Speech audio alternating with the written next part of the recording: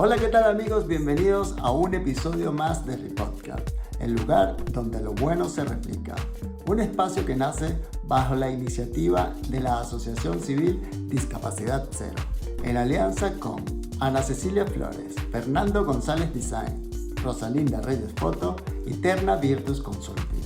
El día de hoy estaremos compartiendo con ustedes otra conversación ordinaria que genera cambios extraordinarios.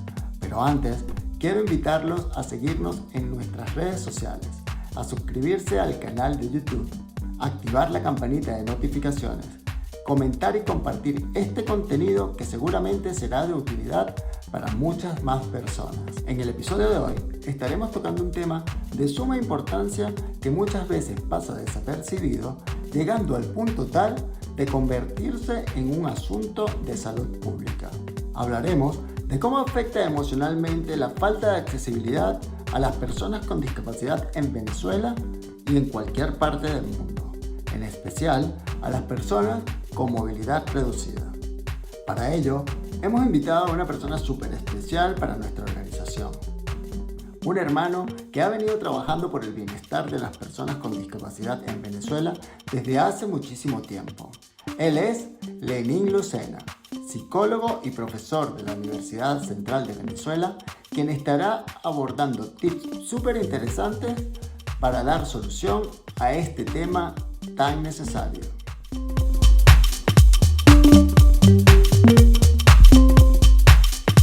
Bienvenido mi amigo y hermano Lenín Lucena, psicólogo y profesor de la Universidad Central de Venezuela. Hermano, qué gusto tenerte en un episodio más de Repodcast, el lugar donde lo bueno se replica, como bien ya he escuchado por allí en algunos episodios que han salido antes. Qué gusto tenerte acá, mi hermanito. Cuéntame, ¿cómo estás tú? Bueno, muchas gracias por la invitación, David, y como te he escrito por el Instagram, contento de que ustedes siguen trabajando desde Discapacidad Cero, apoyando a las personas con discapacidad aquí en Venezuela y en el mundo también, porque ahora desde España siguen multiplicándose y eso es muy nutritivo para todos nosotros. Lenín, qué fino tenerte acá, como te dije anteriormente, y básicamente quería aprovechar el momento, la situación o las situaciones que han venido sucediendo en nuestro hermoso país, en Caracas especialmente, con las personas con discapacidad, donde ha dejado a los ojos de todos que efectivamente no están dadas las condiciones para que una persona pueda desenvolverse con autonomía, que pueda tener una buena calidad de vida y poder aportar al desarrollo productivo del país, como es lo que queremos toda la comunidad, ¿no? Cuéntame, ¿cómo ves tú la situación en Venezuela para las personas con discapacidad? ¿Cómo ves todo esto que, que ha venido sucediendo en los últimos días? Sí, bueno, mira, ahorita hay un tema que se hizo viral con una persona con discapacidad que su nombre es Kelly, que Sí, le prohibieron el acceso a una tienda, ¿no? Eso tiene muchas aristas desde el análisis de la discapacidad, sí, porque quizás la persona que le bloqueó la entrada no lo hizo por maldad, vamos a pensar así, vamos a pensar en lo bueno, sino por la misma ignorancia del conocimiento que se tiene sobre las personas con discapacidad. Entonces, este programa que tú estás haciendo sirve para eso, sirve para educar, para comenzar a tener conciencia sobre lo que es la discapacidad y cómo nosotros, las personas con discapacidad, tenemos que hacernos protagonistas de mejorar esa accesibilidad. Y creo que allí está el primer problema que tenemos las personas con discapacidad en Venezuela. Y es que no estamos unidos. sí. Nosotros, mientras que no nos unamos, vamos a seguir padeciendo de estos problemas. Y cuando digo padeciendo, lo digo con toda la intención, porque de verdad que es un padecimiento que llevamos. Mira, por ejemplo, si tú vas a entrar en un avión, vamos a suponer que David y Lenín no tenemos discapacidad, que Ok, somos unas personas que caminamos. Por ejemplo, en nuestro caso, que tú tienes cuadriplegia y yo paraplegia. exacto. Nosotros caminamos y no podemos acceder a un avión, ya eso nos genera a nosotros un malestar, que puede ser emocional, ansiedad, entre otros. Entonces, todas las personas con y sin discapacidad necesitamos de la accesibilidad. Un Ujú. transporte de calidad, entrar al cine, que el cine sea de calidad, entre otras. Entonces, es pertinente este tema que antes hablamos nosotros, que queremos enfocar de cómo esa poca accesibilidad, o mejor dicho, la inaccesibilidad, incide en nosotros emocionalmente. Sí, Entonces, eso es un tema muy pertinente que tenemos que abocarnos hoy. claro que sí, y lo vamos a desarrollar a lo largo de la conversación, Lenín. Pero antes me llama mucho la atención el hecho de que me dices que hubo una situación que se hizo viral. Ujú. Vale, el caso de Kelly, si mal no me equivoco, pero también por allí está el caso de Manuel Mendoza, un pana que lucha por los derechos de las personas con discapacidad, como lo hacemos nosotros, que trabaja incluso desde el deporte adaptado muy unido con el Centro de Rehabilitación, el Centro Nacional de Rehabilitación Miguel Pérez Carreño. Y a ver, él en los últimos días yo vi que por fin, las redes sociales se hicieron eco, yo creo que ya tomando mucho en cuenta de que había pasado lo de Kelly anteriormente, pero por fin se hicieron eco de la situación que pasa en el metro. En el metro de Caracas antes era complicado, ahora mucho más.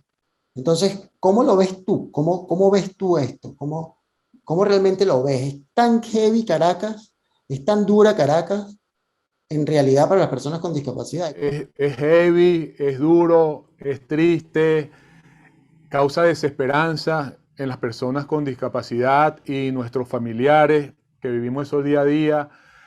Afecta a la economía porque entonces el transporte no sirve y las personas que tienen que ir a rehabilitación, a su trabajo, tienen que sacar un dinero del cual no tienen, inclusive endeudarse para poder pagar ese transporte.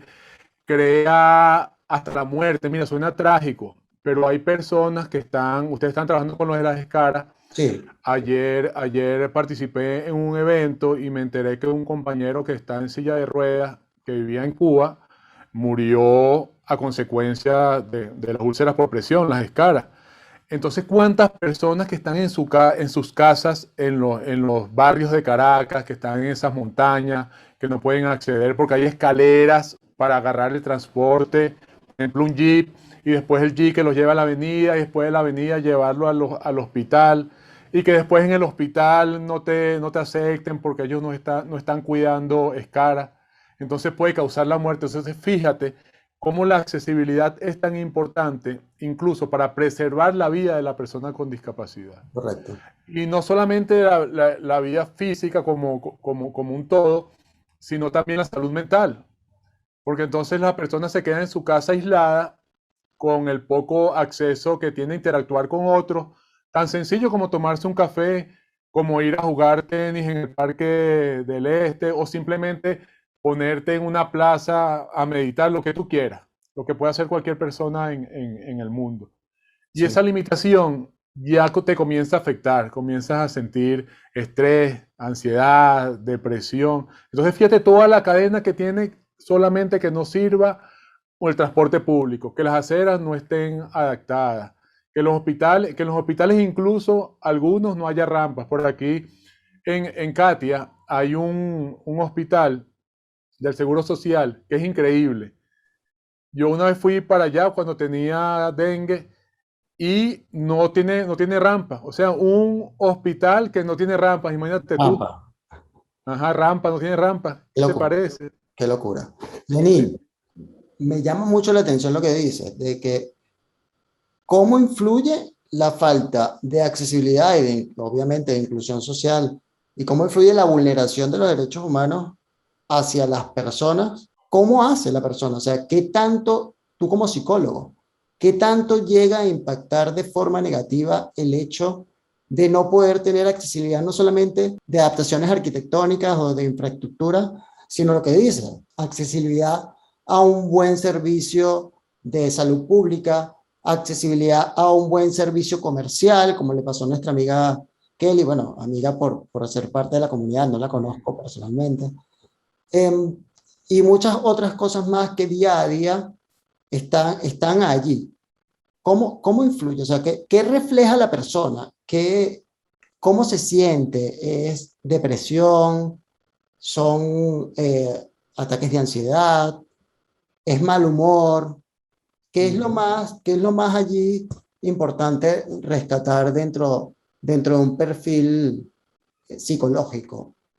Bueno, mira, primero como sujetos únicos que somos cada uno, en esas diferencias individuales va a depender de qué tan blindado estás tú con tu salud mental y en la gestión de las emociones.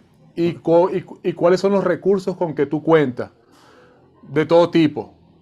Ayuda técnica, economía y Ujú. familia. La familia es muy importante. Entonces, todos esos indicadores van a influir en que la persona con discapacidad tenga un mejor afrontamiento a todas estas situaciones que bloquean la accesibilidad. Por Ok. ejemplo, cuando yo trabajé en el CONACDIS, en el programa de orientación y formación familiar, nos dimos cuenta que mientras menos recursos económicos y menos formación educativa tenía la familia, más cuesta arriba era que la persona con discapacidad se adaptara. Y sí, es una adaptación. Esa palabra suena a veces tan ligera, pero es difícil que nosotros, aún con las limitaciones que tenemos, las limitaciones funcionales, porque no podemos negarlas, tengamos que adaptarnos a un ambiente que es aversivo para nosotros. Claro. Entonces, el solo hecho de que mi familia no dispongamos de un carro o no dispongamos del dinero para yo trasladarme, ya eso me genera un poquito de opresión, bueno, un poquito no, bastante opresión, opresión social. Hay un concepto, voy a hacer un paréntesis aquí rapidito, que tiene Oliver, que es un investigador de la discapacidad, el británico, Sí. eh, que es un concepto bien atrevido, pero necesario, que dice que la discapacidad es producto de la opresión social de las instituciones que no valoran a las personas con discapacidad, aquí parafraseándolo un poco. Entonces, fíjate tú, imagínate tú que todo el tiempo estés oprimido.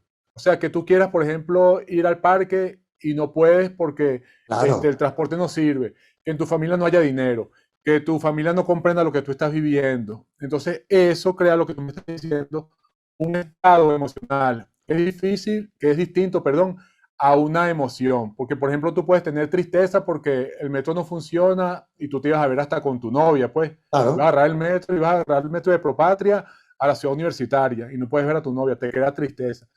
Pero esos eventos sumados, tristeza, tristeza, tristeza, tristeza, te crea un estado de depresión. ¿Me explico? O sea, ya se transforma en un evento a un estado. O también un estado de ira. O sea, que tú permaneces más tiempo en la emoción de la ira y eso te crea como irritabilidad, que no quieres hablar, que le sales con patadas a la gente, porque ya tú estás cansado y ni siquiera sabes que estás en ese estado emocional. Porque Mira, es tanto, tanto, tanto, tanto claro, golpe que claro. ya. Mira, Ujú. ya que lo dices, te voy a contar de algo que yo no caigo sino hasta ahorita, hasta en este momento que me lo estás diciendo. Y es lo siguiente, Lenín. A ver, yo tuve mi accidente a los 18 años de edad. A los 21 empecé a estudiar en la universidad. Hice 5 años de carrera. Durante esos 5 años de carrera estuve a la merced de mis panas y de mi familia que me transportaban de un lugar hacia el otro. Pero llegó un momento, ya cuando salgo de la universidad y empiezo a trabajar, que todavía en ese momento dependía de mis panas, de compañeros de trabajo, de familia, etcétera, para ir a un lugar a otro, donde yo empecé a amargarme mucho en casa, donde yo tenía respuestas hacia mi familia poco coherentes y el solo hecho de saber que yo tenía que ir, recibir la ayuda, montarme en un carro, bajarme del carro, ir al lugar, que me ayudara y me sentía como que sí, estoy saliendo, pero no es lo que quiero. Hasta que mi humor empezó a mejorar, hasta que finalmente decidí atreverme a utilizar mi silla de ruedas con motor y entrompar a la ciudad pase lo que pase. No me interesa. Había un riesgo enorme de que me pudiera pasar algo, no solamente por la inseguridad, ojo, sino por el hecho de me puedo voltear en una rampa que esté mal hecha, me puede llevar por delante un carro o una moto porque voy por la calle. Tengo que hacerlo, pero nada más hasta las 4 de la tarde porque después de las 6 de la tarde no puedo llegar a mi casa por la inseguridad, etcétera. Pero me sentía yo mucho mejor allí que cuando dependía de mis panas. Entonces es algo sumamente importante lo que dice. Afecta directamente y te trastoca. Te trastoca. Empiezas a tener un comportamiento que no va con lo que siempre has sido y con tus valores y con tus principios. Sí. ¿Cómo hacer, Lenín, para poder manejar esa situación? Sí, bueno, te puede llevar a la obstinación, pero te puede llevar también a la depresión, a la tristeza, que tú no quieras acceder a otra cosa porque sientes que hagas lo que hagas, no tienes salida. O sea, y te rindes y las personas incluso pueden llegar a suicidarse. ¿Cuántas personas con discapacidad no se han suicidado? Que eso no se habla, no tenemos cifras claras aquí en nuestro país. Pero ¿qué se puede hacer? Muy buena pregunta, porque no podemos quedarnos en el problema. Mira, primero hay que saber con qué uno cuenta. Es importante que las personas con discapacidad creemos grupos de apoyo, porque eso es fundamental independientemente de la discapacidad. Que nosotros tengamos una apertura a cómo lo han hecho los demás. Por ejemplo, esa experiencia que tú dices, que tú viviste, y después que tú decidiste, yo me voy a enfrentar a esta selva de cemento, comenzaste a acceder a otras cosas que van más allá de la Porque limitación lo arquitectónica. desconocía, yo lo desconocía, para mí era algo nuevo. Te lo Parece una desconocía. tontería, pero lo desconocía. El hecho de salir yo solo a la calle, incluso comencé a cortarme el cabello hasta mensualmente, y yo me cortaba el cabello cada 3 meses, ¿sabes? Cuando me tenía que llevar a alguien, sí, sí, sí. Ok, Ahora que estoy ahí. parecías un recogelata, pues. O sea, sí. ¿Qué más hay que hacer, Lenín? ¿Qué más? Ajá, entonces mira, primero que las personas con discapacidad, independientemente de la discapacidad, porque aquí estamos hablando más de la discapacidad musculoesquelética, fisicomotora, usuarios de Sí, silla de ruedas, pero independientemente de sordos, ciegos, sordociegos, entre otras. Autismo, las madres que pueden escuchar este programa que tienen a sus niños. Primero vamos a centrarnos dónde estamos. ¿Dónde estamos y cuáles son las posibilidades que tenemos nosotros para no rendirnos?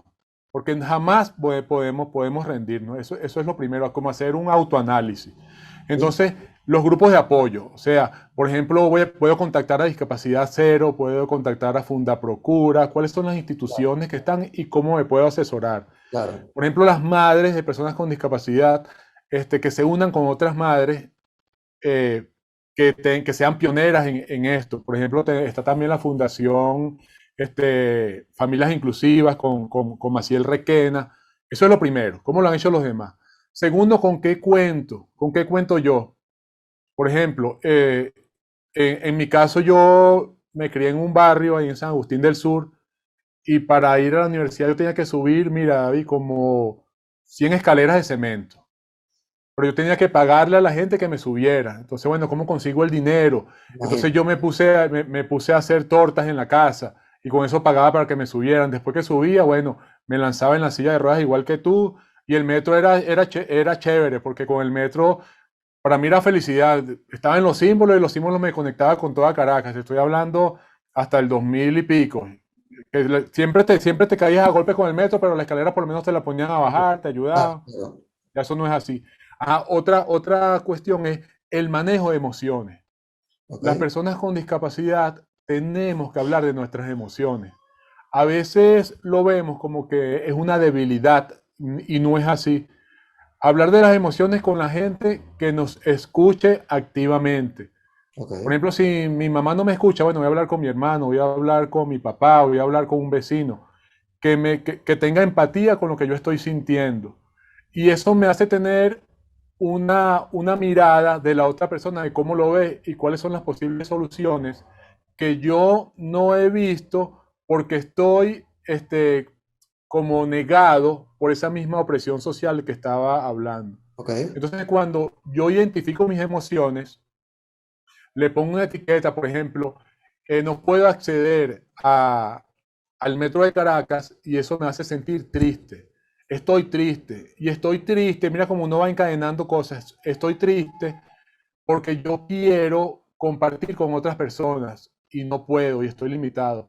O estoy triste porque no tengo dinero para poder pagarle a alguien que me lleve hasta tal sitio. Entonces, si el problema es el dinero, ¿cómo hago para conseguir dinero? Claro. ¿O cómo hago yo para expresarle a mis vecinos que me puedan ayudar a bajar del edificio? Por ejemplo, en el caso de nuestro amigo Nelson, que también Claro. vive en un piso. Sí, sí, sí. Entonces, concha, ¿qué puedo hacer yo? Hablo, pido ayuda, manifiesto mi emoción, pero no quedarme solamente en el problema. ¿Cómo puedo acceder a través de las redes sociales si es que tengo disponibilidad? Porque también hay gente que no cuenta con un teléfono inteligente, no Sí, cuenta sí, con una sí. computadora. Ujú.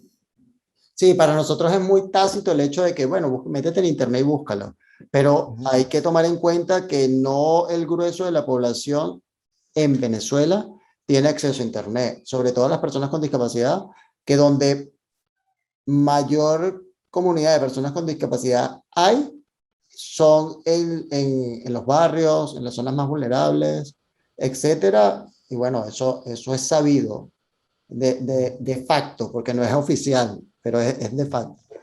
Lenín, eso está bien, pero todo lo que me has dicho básicamente recae en la responsabilidad de la persona de dar el paso hacia adelante. Y cuando la persona está sumergida en la depresión y no quiere ni sentarse en la silla o no quiere interactuar con nadie, en este caso me imagino que intervendrían las personas que son más allegadas a él. ¿Qué hacer en ese momento? ¿Cómo manejar la situación? Porque es algo muy personal. Ujú, sí, mira, primero que puede hacer la familia, la persona con discapacidad, es tener escucha activa y comprensión de lo que le está pasando a esa persona, pero es muy fácil decirlo. ¿Cómo se puede tener una escucha activa y una comprensión? En primer lugar, no comparar a la persona con discapacidad con otra persona que haya tenido discapacidad y haya salido de la situación. Ok, Entonces, como voy a tratar de escuchar emocionalmente qué está sintiendo esa persona. Y cuando uno escucha activamente, a ok, veces ni siquiera hace falta hablar, sino, por ejemplo, mira, llegó una persona y sonrió y habló. Entonces, ¿cómo hago yo para imitar a esa persona que pudo interactuar con mi hijo, con mi hija, con mi primo? Eso es lo primero. Lo otro es el acompañamiento. Solamente con estar al lado de la persona y decirle, ¿quieres agua? ¿No quieres agua? Déjame solo y respetar esos espacios es importante. Pero ir con un plan permitiendo que progresivamente la persona, aunque sea lleve sol, abrir la ventana, ok, acércate al balcón, ok. ve la gente, o sea, me explico, un plan progresivo, pero también pedir ayuda profesional. Cuando la persona con discapacidad está muy encerrada en sí mismo, está aislada, no quiere comer, tenemos que pedir ayuda profesional. Y la primera ayuda que uno tiene que pedir no necesariamente es el psicólogo es uno de los primeros, pero un trabajador social. Ok, Contactar a un trabajador social, ¿sabes por qué? Porque el trabajador social está preparado para observar todo ese panorama y te puede conectar con otros profesionales, ya. incluso llevarlos a tu casa. O sea, el trabajador social aquí en este país no se le da tanta importancia, pero es un agente que puede conectar a las personas con discapacidad con otros ambientes, con otros entornos. ¿Dónde Yo ahorita conseguirlo, Lenín? ¿Dónde conseguirlo? ¿cómo? ¿Dónde conseguir esa ayuda? Sí, ¿Dónde, mira, a dónde ir? sí, por ejemplo, pueden ir a la Escuela de Trabajo Social de la Universidad Central de Venezuela. Ellos tienen muchos grupos de prácticas profesionales donde pueden ser ese puente necesario. También en los hospitales hay trabajadores sociales Ok, y ellos entre sus actividades tienen el trabajo de campo. Ahora, no perfecto. sé cómo está funcionando ahorita porque todo en Caracas está distorsionado, bueno, en Claro, Venezuela. sí, Pero, por ejemplo, en el hospital universitario, en casi todos los servicios hay trabajadores sociales, en el Pérez Carreño. bien. Y también Igual, están los psicólogos, tenemos, por ejemplo, eso. Psicólogos Sin Fronteras, Ok, tenemos la Federación Venezolana de Psicólogos, tenemos el Colegio de Psicólogos del Distrito Capital. Hay un servicio de psicología gratuito en el hospital Vargas, que también pueden acceder ahí. o sea, que las herramientas están allí para trabajar. Sí, sí. Solo hay que ponerse en contacto y dar el paso hacia adelante para ayudar a esa persona de llegada que está sumergida allí dentro de esa situación o de esa etapa que vale la pena trabajarla un poco para que salga adelante. ¿Qué más, Lenin? Que te interrumpí porque me parecía importante No, no, darle está bien. a las personas, pero ¿qué más? ¿Qué más podemos hacer? Sí. Otra cosa importante es que la familia esté empoderada. Hay una situación que pasa en Venezuela, que las madres de las personas con discapacidad son las que más están involucradas. Porque el padre cuando existe es un padre proveedor, que se encarga de trabajar, llevar el dinero y se lava las manos. No todos, no estoy generalizando, pero es Claro, lo que mayormente se ve. Pero es sí, una cuestión de cultura. Entonces, la familia está empoderada y la familia se dé cuenta de cuál es la posición que tiene dentro del ambiente familiar para promover esa inclusión social que comienza desde la familia. Equivocamente se piensa que la inclusión social de la persona con discapacidad comienza desde la calle, pero no. El entorno familiar es el primer agente socializador. exacto. Entonces, ¿qué estoy haciendo yo en la familia? Y si la persona con discapacidad no puede salir por la inaccesibilidad, que salga la mamá, que salga el papá y que se informen las instituciones. Que Claro. siempre las instituciones van a estar abiertas a darle información. Eso es Genial. lo principal. Genial. Lenin, no sé si tienes algo más que decir al respecto, algunos tips No, que... no, no, está bien por ahí está bien. Genial, genial. Te pregunto, me rescato un poco de unos minutos atrás el hecho de que cuando trabajabas en el CONADI, ustedes tenían la capacidad de saber que existían varios factores que impactaban directamente a una comunidad. Y bueno, qué se hace al respecto desde los entes que están encargados de poder trabajar por la calidad de vida y el bienestar de las personas con discapacidad? ¿Cómo, sabiendo que hay situaciones que impactan directamente en esa comunidad a la cual tú defiendes y velas por ella, o sea, qué hacer? ¿Por qué no hay un avance? ¿Por qué no hay... ¿Dónde se quedan los esfuerzos? Porque yo no creo que únicamente el CONADI esté allí por un tema partidista. Yo sí creo que hay personas dentro del CONADI que trabajan en pro de una mejor calidad de vida para las personas con discapacidad. Pero ¿qué nos está pasando como sociedad? Que no hay avances, porque no los vemos. Mira, tú te estás metiendo en un tema, bueno, multifactorial, de un montón de variables, pero bien pertinente. Mira, cuando yo trabajé en el CONACYT, hubo gente muy valiosa, como tú dices, porque no todos se van al partidismo. De las personas que trabajan conmigo, de mi grupo, creo que ya no queda ninguno allí. Creo que todos se fueron bueno, por la misma calidad de vida que ha ido disminuyendo en Venezuela.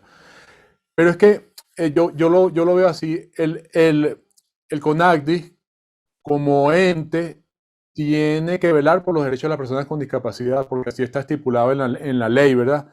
Entonces no sé por qué no se cumple totalmente ese campo de acción que tiene el CONACDI. Claro, sé que no depende del CONACDI, tiene que estar articulado con otras instituciones. Claro, Por ejemplo, el Tribunal Supremo de Justicia, que se encargue de ejecutar las leyes, de que las sanciones se cumplan. Por ejemplo, el Metro de Caracas, ¿quién puede sancionar el Metro de Caracas? Que es tan importante. Y me consta cuando yo trabajé allí que se hicieron algunas reuniones, que si fueron efectivas o no, pero sí se hizo reuniones con el metro de Caracas. claro. Pero sí hay una debilidad, no se puede tapar el sol con un dedo a nivel institucional, en todos los entes. Yo fui auxiliar de investigación en Consorben y visitamos eh, tribunales, hospitales y Sí, nos dimos cuenta de la inaccesibilidad que hay para todas las personas con discapacidad. Desde claro. la rampa hasta el servicio de intérprete de lengua de señas para las personas sordas. Imagínate un Es importante. intérprete tan importante que es en un hospital o en una tienda o en un lugar donde se preste un servicio inmediato, es sumamente importante. Entonces, por lo que me dicen, sí es verdad que depende de muchísimas instituciones e incluso también de muchísimas personas y que es un tema que creo que tendríamos que dedicarle un episodio completo para poder desarrollarlo. Sí. Pero me quedo con tus palabras y lo que me hace es reflexionar es que por alguna razón, que no sé cuál, yo se lo arrimo un poco a la falta de cultura, educación, Ujú. información y tal.